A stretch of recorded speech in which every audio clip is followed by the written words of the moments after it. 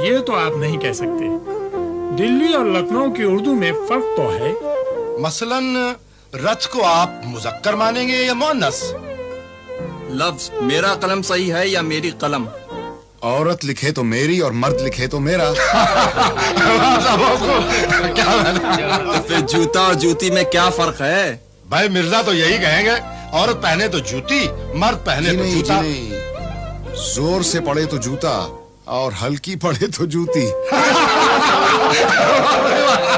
देखिए हजरात, हिंदुस्तान में हर 50 मील पे लोगों की बोली बदल जाती है, इसलिए दो जगहों की जबान में अगर फर्क आ जाए तो जायज है, लेकिन लोगों में फर्क आने लगे तो जायज नहीं है।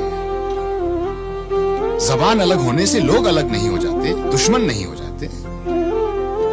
लखनऊ और दिल्ली की जबानें फर्क हैं तो हैं, वो एक दूसरे की बैरी तो नहीं है। मीर आए थे यहां, मीर तकी मीर, आपने कदर नहीं की उनकी, वो मायूस होके चले गए लखनऊ से। घाटा किसका हुआ?